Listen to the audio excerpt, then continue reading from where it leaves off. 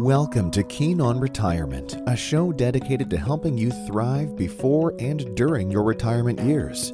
If you are looking to grow and protect your wealth and want to make the second half of your life the best half, then listen in as Wealth Advisor Bill Keen sorts through the key issues that you need to know in a lively and candid way.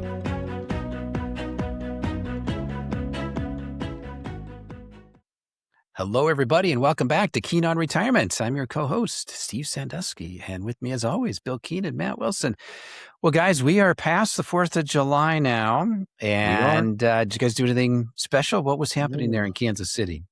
Well, Steve, it was the 250th anniversary of our country, right? So we had to go down, we had to celebrate a little bit. It was.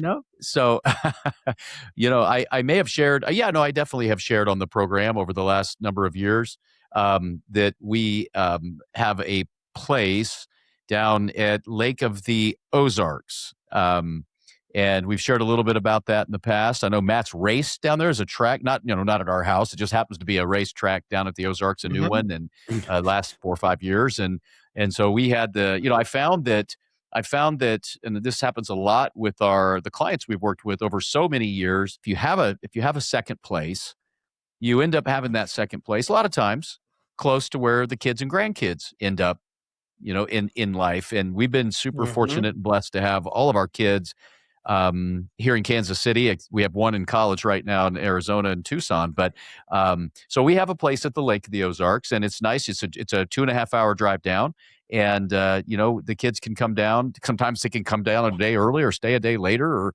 something along those lines because they're not navigating airlines. So we had a nice time down there. We had all the family there except for my son Devin and his wife and young baby. They're over in France right now on a project with his work, but so they weren't toughing it out over the 4th, but we had a great time at the Ozarks. It's been a week or so ago now, but we did experience a wind event there, something that a lot of folks had never experienced. They said the locals down there, some are calling it a Category 1 tornado, maybe the tail of one. Others are just saying 80 or 90 mile an hour straight line winds, but so we had just got in off the lake about 1:30 on July 4th, and it was somewhat sunny out, so it really caught folks off guard. And this thing came through, and a lot of people sustained some pretty serious damage. I didn't hear of any injuries, thank goodness. But we have a pretty good sized dock down there that a couple cables broke. They call it a strong arm, I think. It's this arm that keeps it out from the shore. It failed and collapsed. The walkway collapsed. So the dock itself moved about 30 feet from where it was positioned, and which is not good because now you have electrical issues and everything else. So I guess the electrical issue was taken care of by the fact that the power was out then for about 18 hours. So it was a 4th of July to remember. I will tell you, it was very nice. None of the kids immediately packed up and went home and said, "You guys deal with that, Dad." They all stayed. We cooked out on the grill. We watched fireworks from our top deck with all the lights out and had an early bedtime. So it was, like I said, a 4th of July to remember. But it's always good having all the kids and grandkids, or nearly all of them, there, regardless of what Mother Nature has given you, I guess. Yeah. How about you, Matt? Were you shooting off fireworks in our neighborhood, getting in trouble or anything up here in Kansas City? I did not. Just fireworks, shooting them off, paying their I don't know. It seems like the pricing is kind of ridiculous for what they are, but that's how it works. No fireworks shooting for me. Actually, didn't even really watch any besides TV, and in bed early as well. Just one of those days, trying to keep the dogs calm. They get scared of all the loud noises. That's about it. Yeah. Well, you guys will get a kick out of this. So the neighborhood down there that we're in at the lake, they're really, really strict, and it's fine. It's good. And I think I got a half a dozen emails saying no fireworks in the area that we're in, or you'll receive a $10,000 fine. And I think some people were shooting off some pretty heavy duty stuff at one point. And so my wife, Carissa, and my daughters, and they're like, well, but we have 2 4-year-olds, and we have the little kids, and they want to do something. So they got sparklers and smoke things, right? And these little things. And I'm going, guys, I mean, they said no fireworks, you know, and I'm the one that has to pay the $10,000 fine if we get busted for this, you know. So they were out at the end of the driveway. Of course, the power's off. You know, what else, I guess, to do? And sure enough, the Lake Patrol came by, and Chris and I were able to have a chat with them, and they got to visually see that it was sparklers. No one had called. They were just doing their patrol, you know. Yeah. And so by the time we got done with that, the nice officer had the 2 4-year-old, my granddaughters up there in the car with him, turning the lights and the sirens on and having a nice time. I got some of that on video, and they had a good time. Although one of them said to one of my granddaughters, or the officer said to my granddaughter, "Which one of you were shooting off these fireworks?" And one of them looked at the other one and just said, "It was her." I thought, well, that's good, placing the blame on cousin, you know. Very But cool. anyway, good times. Yeah, good times.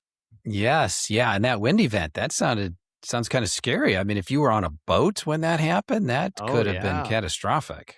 Yeah, I mean, if anybody has an interest, you can Google anything about Lake of the Ozarks July 4th weather event, and I think there's just all kinds of stuff that's been posted out there of people actually out on boats trying to get to cover, and other folks like there. We saw, and our dock did move. It's sustained quite a lot of damage. I'm getting it worked on already, but there were other docks that actually did completely break loose and were floating around, and a lot of damage, but. Yeah. I'll tell you what, it's, some days when you see the storm come in and you go, well, let's go out on the deck and watch it. It's really neat to watch. I think I've got a renewed respect for just go do what you're supposed to do. Hunker down somewhere away from the windows and don't worry about storm chasing, because it was powerful. So, and I just feel for folks that go through things like tornadoes and things that level homes and other things where, in 1 minute, everything's fine. And a minute later, life as you knew it was slightly different, And then, of course, the sun comes out, which makes it even more odd 30 minutes later, but anyway, we made it. Very good. Yeah. Yeah. And the weather is so random. So as you guys know, I recently got back from a 2-week sailing trip from Tahiti to Hawaii. And over the course of 2 weeks and 2,500 nautical miles, we had nothing near the kind of weather that you just had unexpectedly there in the Lake of the Ozarks. We had the usual squalls and that sort of thing, but I think the highest wind speed we saw was about 30 knots. I mean, nowhere close to, your 90 miles per hour that you're seeing there at the Lake of the Ozarks. So yeah, it's just weather is unpredictable, and so pretty crazy there. Well, Steve, just so you know, and we are a financial program, so we will get into we'll get to it.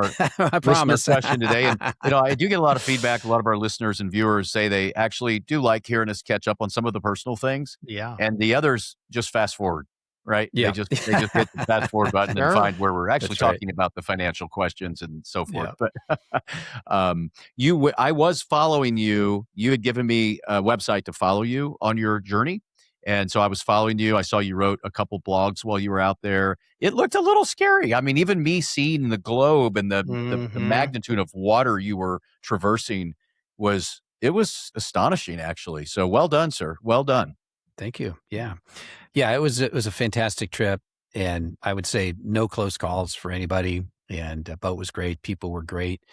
And yeah, it is interesting, that particular route from Tahiti to Hawaii, it's not necessarily a highly traveled route. And so the whole time from the start to the finish, 2,500 miles, 2 weeks, we did not see a single boat the whole time. Oh my goodness. And I think we saw 2 airplanes, and I was expecting to see a lot of wildlife, and all we saw were, we saw some birds, and we actually had one bird in particular that basically hitched a ride on the rail of the boat in the bow, basically for 5 days, all the way, from just past the equator to just right by the time we got to Hawaii is when it finally jumped off. But yeah, it was with us for about 5 days. So we had a lot of fun with the bird on the rail. And then at other times there were 3 or 4 that were on the rail hitching a ride. So that was kind of fun. You probably have to share you have to share your lunch with them, Steve? No. So what was also interesting was when they got hungry, they would they'd obviously get off the rail, and then there's flying fish everywhere. Oh, And wow. you don't necessarily think of fish that fly, but they're all over the place in the ocean. And so all of a sudden you're sailing along, and then you see like 50 fish flying out of the water all at once. And it's just kind of freaky. Like maybe there's a shark under there or something that's causing them all to Yes. jump up. And so when you see that happening, then the bird goes off the rail and it's circling around, and then it, dive bombs to try and catch one of these flying fish. And so, so whenever it got hungry, it would go grab a flying fish and then come back on the rail. So it's kind of fun to watch. Wow, the circle of life right in front of you there. That's Pretty right. cool. So Steve, it was. this actually, not that all this isn't pertinent to our listeners and viewers. I mean, it's great to share our stories and how we're all navigating life, no pun intended. No pun for you there. intended. But when you came back, so you were away for 2 full weeks, probably had a travel day on either side. So you were probably out for a couple, 2.5, 3 weeks. You came back and you were completely disconnected. So when you came back, did you have this renewed sense? I know you love your work and what you're doing now at this time of your life, but did you have a renewed, fresh sense for your purpose, not only your business purpose, but your personal purpose? Did you have a new pair of glasses, if you will, on life by being away? And like, how powerful was that for you? Yeah, in the sense that one of the things that I was most concerned about going into the trip was just being off the grid for 2 weeks. And the boat does have Starlink, but it's only designed for the 2 professionals on the boat, the skipper and the mate. So there were 2 professionals and 9 amateurs like myself. We did not have access to it. And so I was off the grid. And I'm someone who likes to stay very connected to what's going on in the world. And I was a little concerned about, how's that going to work? Like, what's the market doing? That sort of thing. But very quickly, I realized I'm okay with this. And actually, this is kind of nice. And so it was 2 weeks of being very much in the moment. And all 11 people on the boat were amazing. I mean, we're, two of them were from England, and I think the rest of us were from the US, or 3 of them, I think, were from England. But what was also interesting is we had at least one person in their 20s, 30s, 40s, 50s, 60s, 70s, and 80s on the boat. So someone from each of those decades. And, I was the 60 representative. Actually, there's another woman in her 60s. And then there were 2 gentlemen, one who turned 70 on the trip and another one who was 82. Oh my God. And it was such an inspiration to see these 2 guys older than me and how they were able to do this trip. So that was pretty cool. But we all got along so well. And it was hilarious. I mean, we just had a great time. And so that was super cool. But then, coming back to land, I think one of the realizations is just the perspective that it gives you, that when you're out in the open ocean like that for a long period of time and you're just focused on the water and the boat, and then at night looking up and just seeing the stars. I mean, it's unbelievable what the night sky looks like when you're in the middle of the ocean. We had a new moon while we were out there. So you're not getting any light, the sun reflecting off of the moon. We're not getting any of that light. So all you see is the sky lit up with the Milky Way. And since we were far in the Southern Hemisphere, we had the Southern Cross behind us as we were heading north. And each night we could see that the Southern Cross would rise a little bit lower in the southern sky. So you could measure your progress north by how much lower the Southern Cross was in the southern sky. So it was just super cool. And again, coming back, the perspective that gives you that, hey, keep things in perspective. We get so caught up in all the things that are happening in our daily life and happening in the world. It's like, oh my gosh, this is the end of the world kind of thing. But I think going out and being away, it makes you realize that, hey, I do have to keep this in perspective. I got to think about a longer timeline, and we're going to figure things out and that sort of thing. So I think that was a good insight that helped reinforce what really is important in life, and that we can all get along. It's possible. Yes. And so it was an amazing trip. Wow. Well, I love what you say about being just in the moment, moment to moment out there. And because really life is just a series of moments, right? I mean, that's really what it is. It's a series, it's a series of nows that we experience. And that's why they call it a present. or the present, because it's a gift. It is being in the moment. So well done. But just one other, I don't want this to make this all about my trip here, but just one quick thing that I think that I thought was really, really cool was as we were crossing the equator, it was 5:30 in the morning and I happened to be at the helm. It was my team's shift and I happened to be at the helm as we're crossing. And we happened to be motoring at the time because we were in the doldrums and we were just going to sit and bob around if we didn't have the motor on there. So the skipper turned the motor off right as we were getting close to the equator. We're watching the GPS as it's turning to the 0.00.000. And so I'm at the helm and the boat went quiet. Like nobody was talking. We looked, as we're heading north, we looked to our right or we looked to starboard to see the sun just coming up. It was an amazing sunrise. And it was just this moment of awe where no one spoke and everyone knew just how special this moment was. And it was just a surreal feeling. And we've got some really beautiful pictures from someone took it at the back of the boat of all of us in the cockpit, just looking to the side where the sunrise was. And you could just sense that this was really a special time. And we'd been on the water for 5 or 6 days at that point. So people were all accustomed to what life on the boat was like and what the rhythm was. And so that's one of my most special moments from that whole trip was just the sense of awe that we all felt as we crossed the equator and watched the sunrise and just how magical the moment was. So that was pretty cool. Nice. Wow. That's incredible. Thank you for sharing. And maybe we've inspired some of our followers here to go find their version of this, right? Maybe it's not sailing 2,500 miles like you did, but there's some other version of it out in nature or whatever it might be for each person. I think it's really, really good. For sure. And I think that, we do have a listener question. We're going to get to that here in just a second. But, what I do, I'm not retired yet, and neither are you two. But I think for all of the folks that are listening here that think about retirement, I think it really ties into the idea that we all work super hard for years, for decades. We make sacrifices to save up money so that when we do get to retirement, that we've got money that we can live on and we're going to be comfortable and we're not going to have to worry about, are we going to run out of money? And that's all well and good. And that's what financial advisors do.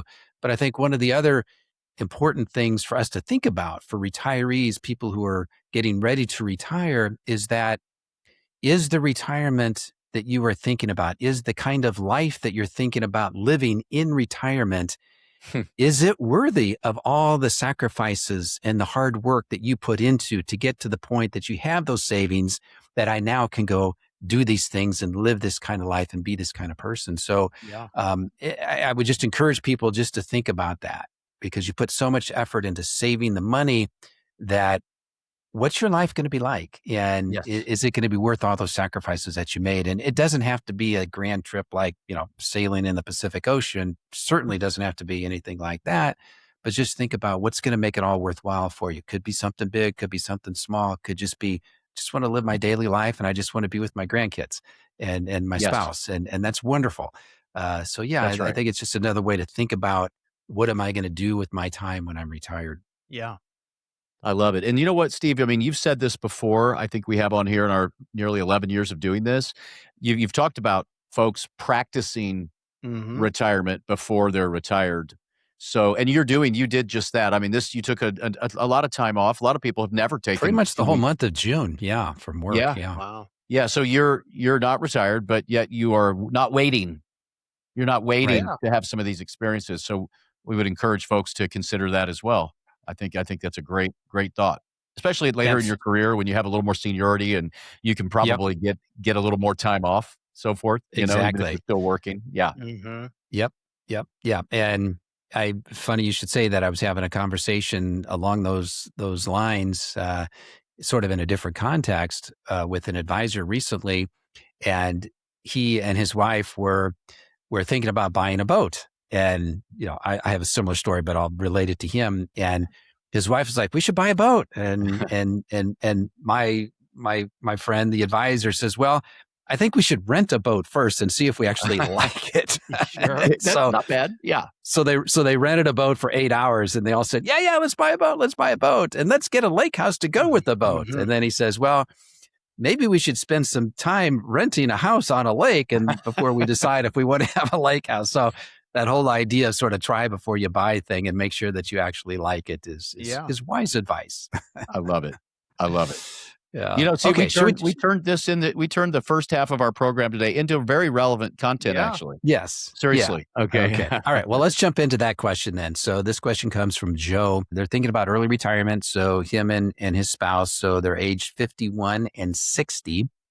And he's asking, what is the best way to play collecting Social Security while keeping income low enough to still get the ACA healthcare subsidy?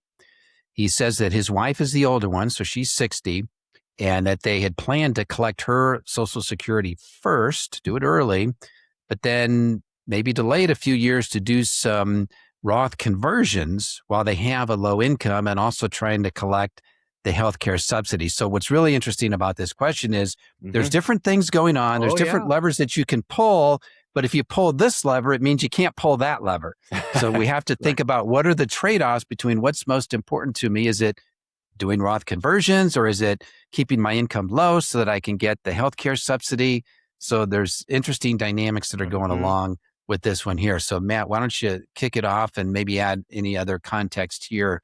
Yeah, Joe definitely packed a lot into that question. And maybe not thinking of all the things that we're thinking of. Of course, that's why he's asking it, because he wants to get aware of the things that he's not aware of. There's really three big components when when reading his question and kind of looking at it. The first one being, well, he's 51, his wife is 60, and there is an issue about accessing their retirement accounts, depending on whose names they're in and where the balances are. He's got to be concerned about that, or at least considering how are we going to access the funds, because, his wife, while she could have ample retirement savings in a, traditional IRA or 401k and can access them since she's older than 59 and a half, not subject to any early withdrawal penalty. But Joe being 51, if he has, significant balances there, maybe he might have majority of the balance in his account versus how hers are structured. He's got to think, okay, how do I get access to this money? And there's ways around it, which, we'll talk through how you access that. But then two, he's also asking about the healthcare subsidy. So we'll go into kind of the details around what that is and how that works and what counts towards income and what doesn't for, healthcare subsidy purposes. And then the last question, which really was kind of his question, was when to claim Social Security. And, a lot of different avenues to explore with that. So, multiple different angles that we'll cover here. But the first one being, getting access to their retirement accounts before age 59 and a half. Yes. So, as we mentioned, his wife, she didn't have to worry about that. So whatever she has in traditional IRAs, 401ks, she can access that, no issue. So depending on how that's structured, we'd look at, okay, if we're building an income distribution plan, let's look at what she has access to compared to what Joe has. And then two, we'll look at what they have from an after-tax standpoint. So what money is saved outside of these retirement accounts. Now that some of that could be in Roth IRAs, which, again, you still have that 59 and a half rule to contend with. But some of it most likely is in what we call after-tax money you've already paid taxes on, that you can withdraw from those accounts and spend it free and clear as you wish, maybe subject to capital gains tax, but that's a whole different, different issue or different tax than, withdrawing from your traditional IRAs, which is subject to ordinary income. So the thing that, if depending on where they get the money from, let's say they do have to start taking some from Joe's IRA or 401k at some point. Because he's 51, he, again, would be subject to a 10% penalty because he's taking money out prior to 59 and a half. Well, you can get around that with there's an IRS tax code called 72T, which basically is it's a structure which it's not overly complicated. It's just they allow you to make equal periodic withdrawals, and it's a formula based on your account balance, based on what your age is, based on what the current interest rates are. I mean, there's a whole process to that, and we help people calculate these all the time. It's not complicated. It's just there's certain things you have to follow. But you have to hold yourself to that same distribution schedule for the greater of 5 years or 59 and a half, whichever is longer. So it's the longer of the two. So if he starts that at age 52, he's got to do that until he reaches age 59 and a half. If he starts at age 58, he has to do it for 5 years. Okay. And something to be aware of. To clarify, that only gets you out of the 10% penalty. You still pay income tax. Income tax applies in all cases. Yep. Okay. Just avoids that extra penalty. And commonly what we do in these cases is, depending how much is in the IRA, let's say, just use a very simple example. They've got $1 million in an IRA and they only need 20 grand out of it to supplement whatever. Maybe they have partial income, maybe they have pension, maybe they do have some after-tax money that they can live on. You can set up a 72T and, basically split up your IRA into separate accounts. So you can just put enough in one IRA account. So basically, 2 account numbers at whatever custodian you use, and just put enough in there kind of back into, well, how much does that balance need to be based on, the formula to generate the 20 grand a year in terms of, the calculation. Just put enough over there. And then the remaining balance can be in another IRA. And it doesn't have those, that 5 year or 59 and a half, whichever is longer restriction. And the reason you do that is because if you ran into an emergency, sure, and you needed more money, well, if you took it from the 72T IRA, what happens is if you interrupt that payment schedule, everything you've taken out up to that point is subject to a 10% penalty. And I'm sure interest and back penalties and all that, right? Yeah. So you could be, 5 years down the road on this, in Joe's example, if he's 52 and now he's 58 and then needs some extra money. Well, if he interrupted that, he's now subjecting himself to a bunch of penalties and, issues. So if you have this, what we almost call an emergency IRA or secondary IRA, you could pull money out of that. Now, again, subject to income tax, but also 10% penalty. If depending on how much you needed, you could just pull some out and know, okay, yeah, I'm going to have a small penalty, but that's okay. That's way less than interrupting my other 72T IRA. Or you could set up a second 72T based on, whatever time frames left until you're age 59 and a half or 5 years, whatever current interest rates are, whatever income you need out of it, you could set up a second one and even split that secondary IRA up again into a third IRA. So really no limit on, how many times you can do this. And so there's a lot of different ways around it. It's just, it's very structured and just something to be aware of. You've got to follow the rules because you don't want the IRS knocking on your door and, telling you owe them a bunch of penalties. That's right. And I would say, so in my almost 35 years, maybe now 35, in my 35th year of doing this, I suppose, I've have been working with this type of thing for nearly all those years. And the one thing that I would want to say is, anytime, if you're working with a financial advisor, especially a fiduciary advisor who really focuses on financial planning and is thinking about not just this year or what your pie chart of mutual funds or whatever their investments are they put you in, but really doing real financial planning. Almost any one of those advisors is going to be, or planners is going to be starting to get a little itchy when someone retires or starts pulling money out of their retirement accounts really young. Yeah. So, because look, the money has to last, the dollars have to last the rest of your life. So it's really important to make sure that you do have the resources, right? That you have the resources, the scope and scale of resources to sustain those withdrawals that young, and you very well may. And some of the Yeah. formulas that are used to that determine how much you can take out actually address that to some extent. So they only limit the ability to take out certain amounts per But year, sometimes which it could be more than what you should really spend. and sometimes the formulas can based on where Yeah. interest rates are and the other inputs to it, but really making sure that you've sat down with your planner and you've made certain that you have the resources to start tapping your money and your dollars that early in Yeah. life. And it can work. It can work. It's just got to be careful. Secondly, when Matt was describing that, Steve, I may have seen I know we've been doing this a long time. I could see your like body language. You start thinking about how to account for all this and making sure that you're not messing this up.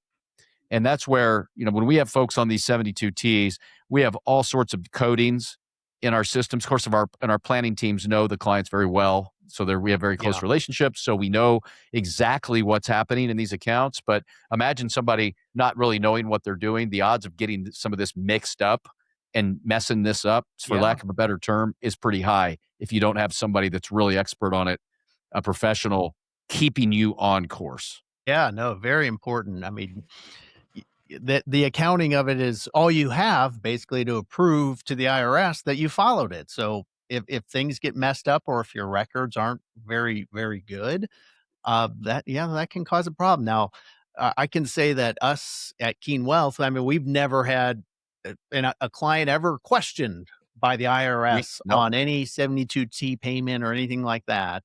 Have all the records if anything were ever to come up, but that is something just because we do it right and we know how to file the taxes correctly so that, everyone's on the same page. That's Yeah. right. Yeah, and as I mentioned in Joe's question here, that he is hoping that his income can be low enough so that he can qualify for a healthcare subsidy. Yes. Now, the issue here, as I sort of foreshadowed earlier, is that when you're taking money, say it's a 72T distribution, that counts as income. So talk to me about the ACA subsidy. What's changing with that? I think the tax laws have changed on that. So tell me a little bit about what has changed. And then how do we think about, do I want to take money early from a retirement plan that counts as income, which is going to go against me when I look at what my income is to qualify for the healthcare subsidy? So again, everything's connected here. That's right. Yeah. If you have the ability to control your income, this is really the piece of his question that is all about controlling how much taxable income shows up on your tax return. IRS and all these, the subsidies, all that, they don't care about what you're spending. All they care about is what is actually taxable on your tax return. So, and they don't care about your net worth either, do they? No, Like no, they don't asking ask you, how much assets you have. They just ask what's your income. And it's because it's easy to verify and you have to basically every year when you file your tax return. What your assets are worth really are hard in some cases to value and to verify annually. So, everything's income based. That's just how it works because it's really the easiest way to confirm where people are at. So the ACA subsidy or Affordable Care Act. So what this applies to is when you are looking for health insurance on the healthcare exchanges. So healthcare.gov. And it's because you don't have coverage either through your employer or you're opting out of coverage through your employer. I mean, you can do that. Or you're not employed anymore. You don't have health insurance, but you're not at the age of being eligible for Medicare, which is 65, which in their case, this is what Joe's referring to. They're retired or retiring 51 and 60 and don't have health insurance. So they're going to go to the exchanges and they've probably priced this out. I've seen it, typically a married couple, good health, early 60s, you're looking at a couple $1,000s a month in premium and potentially more if you factor in deductibles, so call it $20,000 to $30,000 a year in just healthcare expense, and that's like premium deductibles kind of all combined. So that's a big expense, and that could be a big portion of someone's retirement budget right there. Well, what the government's done is they've allowed people to qualify for subsidies, and it's changed how these subsidies are calculated over the last many years from when it first was, put into law back, I think in 2013 when this ACA was first implemented. Back, then it was kind of based on a cliff and a federal poverty level is kind of that you got a subsidy if your income was below a certain dollar amount, which they said was 400% of the poverty level. And if you went $1 over, it was a cliff. $1 over, don't qualify. $1 under, you're good. And then in 2021 through 2025, they got rid of that and kind of had a sliding scale. So the cliff wasn't an issue. And then now in 2026, back to the cliff. So we're kind of back to the original subsidy calculation. And so for 2026, a married couple, so this is just a household of two, 400% of the poverty level is roughly $84,600. Okay. And that's, so that's where they calculate it at. So if your income's over that, no subsidy. Income's under it, you can qualify. And I've seen barely under it, you might get $1,500 a month subsidy. Like it's a big difference. It's not like you're just getting, pennies on the dollar. It's just being slightly under makes a big impact. Now, we're using the term income loosely because this isn't your taxable income. It's actually what they call a modified adjusted gross income number. So Magic. Even harder for you to just figure out on your own because it's not what your paycheck says or it's not what you take out of your IRA because they add back in tax exempt interest. So if you have, after tax assets that you have invested in municipal bonds that are exempt from state, local taxes, they add that back in. And they also add back in, if you're on Social Security, the entire amount of the Social Security benefit. Now, you're not paying tax on these dollars. They just count it as income for this healthcare subsidy. For the calculation. Yeah. Yep. And for those that maybe have listened to our Social Security episodes in the past, Social Security, you get a portion of it tax-free. But for this calculation, they just look at the total dollars you're receiving from Social Security. So this kind of goes into Joe's question about Social Security too. And on the muni, you said state or local tax-free, federal tax-free and too, federal. right? Yep. There's three. Yep. All three of those. So they add them back in. So even though if you have, low taxable income, you might have a high modified adjusted gross income, depending on the source of it. What doesn't count is distributions from Roth IRAs. So those qualified Roth withdrawals and withdrawing your Roth contributions too. So that's a situation where you've contributed money to a Roth IRA, but maybe you're not able to take out the earnings yet because you haven't satisfied the 5 years or 59 and a half, rule related to qualified with Roth earnings withdrawals. You can always take out your contribution. So little in the weeds there on the Roth side, but you can take money out of your Roth IRA and not have it count. But I think it's important he's going through this, right? Because I'm like, we could go high level, but then I'm going, wait a second. People could read this online high level. I mean, the reality is there's so many, that's kind of a lot of moving parts, for our whole program today, but it's so complex. It's good, as you mentioned, Bill, about sitting down with a truly a professional financial planner that can walk you through all this stuff, because you might just think, well, I'm going to take Social Security, but then you want to also maximize these other things. And you may not be able to do both because, one impacts the other, as Steve, you've alluded to as well. Now, the other factor in all of this too is you can't have your income be too low, because if it's too low, you don't qualify for the subsidies because they say, well, you should get on Medicaid. which does factor in assets which you would not qualify for. So, Right. there's a sweet spot there. And again, this is calculations we are familiar with. We know exactly where all those thresholds are and how to get people to, what makes sense for them. So, for Joe, what we would look at is, okay, how much of a subsidy can we get? Does he have his assets, his retirement savings structured in a way to where he can pull out money and be within that subsidy range? Mm-hmm. Because if all your money's in pre-tax IRA money, you may not be able to qualify for a subsidy. It just is what it is because you your got to live on income, less. yeah, I mean, or you have to that's it. spend less. Yeah, that's right. Yeah. It just because it's a tax, it's this modified adjusted gross income. It's just if the money's all taxable, then it's going to be an issue. And then too, if you're really adamant about claiming Social Security early, which is fine. I mean, it's just a conversation and a decision that people have to make. Well, that does count towards that calculation. So, how much of a subsidy can we get? Can we get a $25,000 a year subsidy on a $30,000 expense to where now you're only paying $5,000?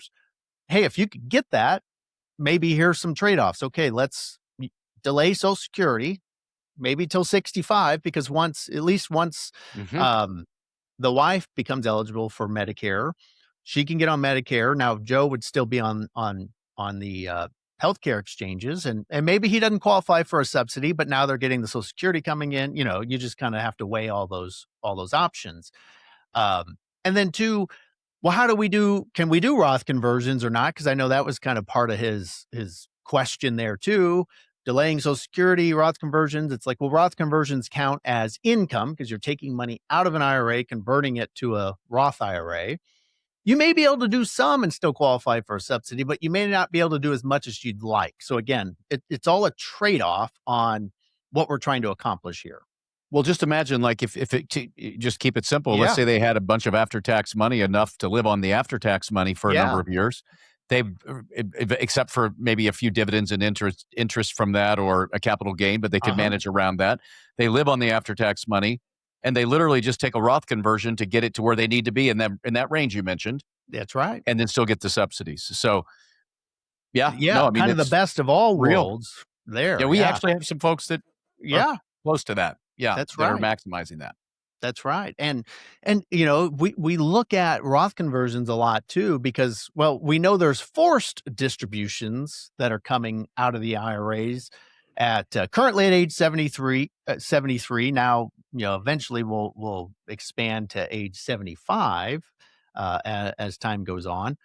And the smaller or lower we can make the balance in the traditional IRA by either converting money to a Roth or, taking money out and spending it, the less you have of those forced distributions. So Roth conversions, definitely a big strategy and something that we look at a lot. But, Social Security timing and when you take it also impacts that too, because it counts as income, which maybe uses up more of that lower bracket to where you'd like to do more Roth conversion. So if you can afford to delay Social Security, either because, I say afford, meaning you have the resources, you've saved enough to do that, but also you got to factor in your current health status and life expectancy kind of expectations, because by delaying it, you're getting more, but you also have a longer payback period. So for you to break even on that decision, you have to live longer. So that's the other kind of factor on that Social Security. So how do you counsel people when it comes to Social Security and they say they look at it more from an emotional position, meaning I put all this money into Social Security over all these years. I'm concerned that it's not going to be there. I want to get my money out. I want to make sure that I'm getting a payback on all that money that I put into it over time. So how do you talk to them when they're thinking that way, when taking it early may not be the optimal financial decision? Taking it early, they may not need to because they've got other non-taxable assets that they could use to live on rather than the Social Security piece. So how do you counsel someone in a situation like that? Yeah, what we really want to do is just educate people about the options. So here are your choices. And let's even just run some short-term projections, 5 and 10 years down the road, if we take Social Security at this age and, what does that look like with our net worth? We project it out based on, okay, here's what we have and here's where the money's coming from. And this is what we're paying in taxes, break out all the different kind of components of where your money's going. And it does one of those provide a more optimal balance in the future than the others, and, kind of educate them on how that looks. But then two, I think more importantly is always looking at, okay, well, which one does any of these choices really blow up someone's plan? Because if let's avoid that one. Like, for example, you want to claim Social Security at 62, but you're still working, you're subject to an earnings test, and you're going to just give it all back. Okay, let's not do that. Because you're just going to pay it back in a tax, basically. And no one really chooses that, but that's just an extreme example of, okay, which ones, let's eliminate the ones not to do. Let's just, and then we can narrow it down into, okay, yeah, maybe one is more optimal, but it could be emotionally difficult because, well, hey, they're in good health now, but they don't know. Their family doesn't have long life. And they'd rather receive the money that they've paid to the government back, receive it back instead of spending down their own assets. I get that. I'd rather keep my money, because that money does go to your heirs. If something does happen to you, Social Security ends, surviving spouse gets the higher of the two, but doesn't go to your heirs. It's over. Right. Your assets do transfer. So, there is some things like that you have to weigh. And as long as it doesn't blow up someone's plan, it's like, hey, yeah, sure, maybe there's a financial optimal decision, but either one, whatever's good for them in some cases is okay. I think for us, Steve, and there's a lot of banter out there now. There's some articles coming out here over the last month or so about the bankruptcy, the insolvency of the Social Security. We even talked about it a couple episodes ago. Somebody had sent a listener question about the government balance sheet. And they had failed to remember all the land and the millions and millions of acres and the assets the government had. They were kind of not comparing apples to apples on that one. But folks are seeing some articles recently about the insolvency of Social Security and projecting that out. And the articles, of course, I'm not saying that to be cavalier about this. I'm saying that it can create this uncertainty in this. We don't want people to make emotional decisions without having the guidance and counsel of the truth about all the areas of what the variables could be. And as long as somebody has the variables and it's not just a knee-jerk emotional reaction, we're gonna find that middle balance for a family that makes sense and within the context and confines of their financial plan that will work for them. So some folks have this hard rules. We don't have hard rules, but we have guardrails. Or does that make sense? Totally. And I like what both of you are saying there about the guardrails. And then Matt, you talked about how there are decisions that are more optimal and decisions that are less optimal when it comes to a financial decision. But ultimately, you want to make sure that you're letting the client know, here are the different options. Here are the outcomes of each of these options. And you can pick any of these options that you want, but please don't pick the option that's going to blow up your plan. Yeah. So as long as you don't pick that option, let's do the one that makes you sleep most comfortably at night and that you can feel good about. And then we're all happy, right? Yes. Just don't blow up the plan. So that's right. I think that's probably a great way to leave the episode here today. And for each of you listening, if you want to learn more about Keen Wealth Advisors, please visit us at keenwealthadvisors.com. Send us a question. We love talking about listener questions here on the podcast. Please tell all your friends and colleagues about the show. We'd love for them to subscribe to it for free. And then we also have the YouTube channel. So some of you are watching this on YouTube. So please make sure that you have subscribed to it as well. And guys, as always, appreciate it. And look forward to seeing you too and all of our listeners on the next episode of Keen on Retirement. All right. Thanks, Steve. Thanks, Matt. Thanks, everybody. The Steve Sandusky Advisor Network and Belay Advisor are not affiliated with Keen Wealth Advisors. Opinions expressed by Steve are his own and not necessarily the opinions of Keen Wealth Advisors. Keen Wealth Advisors is an SEC-registered investment advisor. Advisory services are only offered to clients or prospective clients where Keen Wealth Advisors and its representatives are properly licensed or exempt from licensure. The contents of this podcast are intended for the residents of the United States of America.